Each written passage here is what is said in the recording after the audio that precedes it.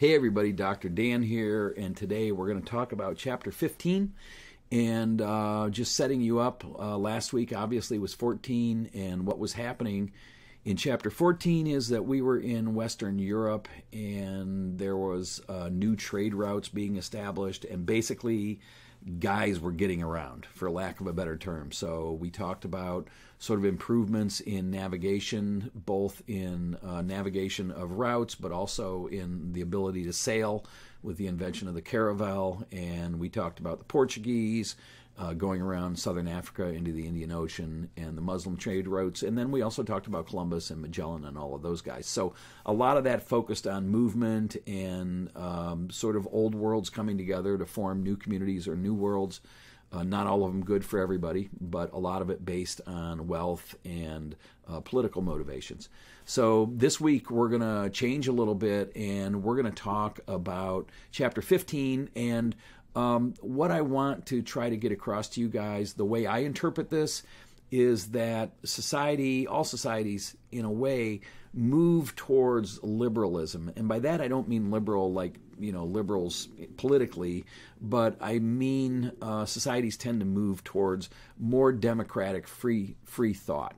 And at least the ability to think for oneself or to question authority starts to work into societies in most instances that we study, and certainly that's what we're seeing here. So when we talk about Chapter 13, this idea of liberalism, or sort of people questioning stuff, questioning authority, questioning power structures, certainly comes into play, because the big theme in Chapter 15 is the Reformation. And, that's sort of the biggest thing you can question at all, is the Catholic Church. And, prior to the 1500s, when you were talking Christianity, you were talking the Catholic Church, period. That was it, with some variations in places. But most Christianity in Western Europe was the Catholic Church. They ran the whole show. They controlled the information. They had a lock on a lot of the leaders as well. So the church had a lot of power, going all the way up to the Pope. And in a very crude sense, the reason they did is because they said, hey, if you want to talk to God, you got to go through us.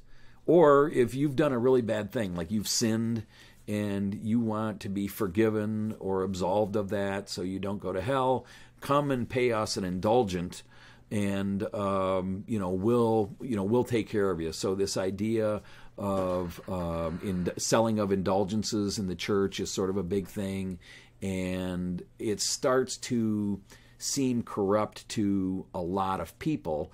And one of those people is Martin Luther, not Martin Luther King, but Martin Luther. And he is German, and he's really the first one in a major way that says, wait a minute, what's going on? Do I have to be a Catholic to be a Christian?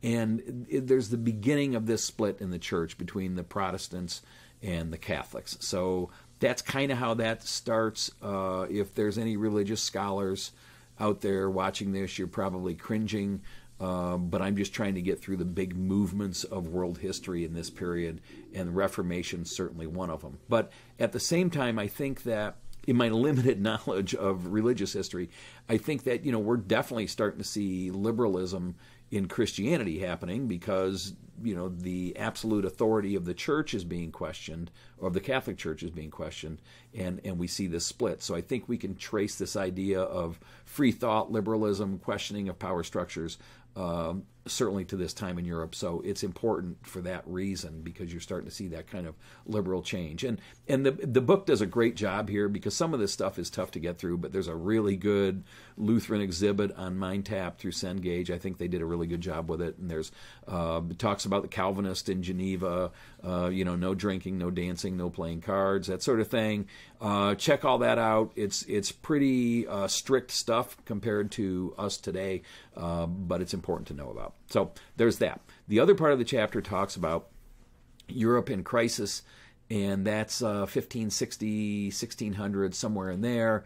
And really the big crisis is a couple of things, in my estimation. So one of them is this rise of absolutism, and basically means that You see the beginnings of these new monarchies and these new monarchs, and like there's a little blurb in the book about Peter the Great up in Russia, so definitely absolute ruler, and you'll read a little bit about the Prussians and the Junkers and this idea of absolute control. And why can you have absolute control? You can have absolute control because most people during that time are illiterate. And I don't mean that they're stupid. I mean that they don't know how to read and that there's absolutely no information around whatsoever. There's no news, there's no printed material, there's no newspaper, there's no cell phones, there's nothing. So therefore, they don't know what's going on around them. And it's like growing up, on a farm out in the middle of nowhere. You really don't know what's going on. You probably don't know who your king is, and you probably don't care because you need to go out and feed the chickens. So it's different than the way we live today, but it's important to understand that when you're dealing with an illiterate populace, control becomes easier for these absolute rulers and for the church because people follow things because they're not smart enough to question any authority. So again, I probably ran that theme into the ground, but it's a really important one to pick up because as we go through this, we're going to say, hey, does this direction towards liberalism, does this happen in any other societies? Does it happen in the Middle East? Does it happen in China? What's going on? Does it happen in Russia later on, in South America? So hopefully we can kind of figure that out to see how that develops, and that'll be something to look forward to.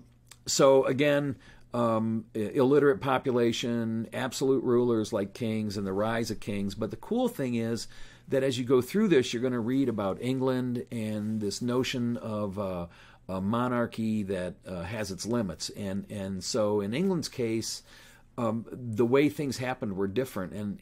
And what I always learned was, England had so much old landed gentry, throughout the country that the rise of Parliament was in some ways inevitable.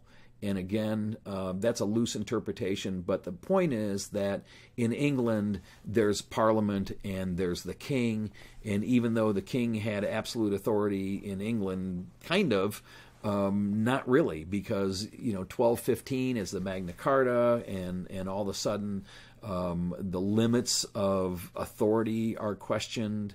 There's this idea of some limited rights, so we see some liberalism there in some way. But then as you get into the 1600s, you see the rise of Charles I, and he's like, how can I say that? He's kind of too churchy, okay, for the Parliament. And so Parliament, abolishes the monarchy. And Oliver Cromwell takes over in the 1640s, 1650s, and England becomes a military dictatorship, for lack of a better term. But Cromwell isn't a terrible guy. And when he passes, Parliament just sort of decides, hey, we're gonna restore the monarchy. So a guy comes in, Charles II, who's the son of Charles I, and he's just as bad as his father. And, some rich guys in Parliament get together and talk to Charles's daughter, Mary, who's married to William, who's in Holland and who's known as William of Orange. And maybe you've heard of William and Mary, but they come over to England and run the show. And you don't need to know any of that. But what you should know is that William and Mary, when they come to England in the 1600s, they accept the monarchy, but they want to have a Bill of Rights. And so now you see the monarchy and Parliament getting together and saying, okay, wait a minute, what crosses the line and what doesn't cross the line. So I would really encourage you, as a matter of fact, you really should, go into MindTap when you're reading, and you're going to see this Bill of Rights for England. It's in 15.4 is the section. I don't know the letter. Maybe it's 15.4a, but that whole area, read that, because their Bill of Rights is cool, and read it. It's not complicated at all. It's a couple of sentences, but it's, as you get to the bottom of it, you start to see echoes of our Bill of Rights in some way, where this freedom of assembly and freedom of speech and this sort of stuff is mentioned. So read that; it's kind of cool. And then finally, every history book has to have art in it, and they talk about art at the end of the chapter. The rise of the Baroque movement. The Baroque movement is the sort of very ornate and fancy stuff. If you've ever been like on the campus of Notre Dame in South Bend and seen the grotto, that's really Baroque. Different than U-Haul, if you're familiar with University of Toledo, but still very ornate. And it'll talk about Dutch realism, and then it will talk about the rise of Shakespeare. And again, think about these movements. Do these works of art, do these art movements, is this literature reflective of rising literacy rates? Are people getting smarter? Is print making a difference? What's going on? So consider those ideas, but also just note that change is happening. In the West, things are becoming more liberal, and I think that's the best lesson we can take out of Chapter 15. So if you have any questions, let me know. I don't think there's anything due this week. I think there's an essay next week, and I'm around if you need anything, so give me a shout. Thanks a lot. Be safe. Have a great day.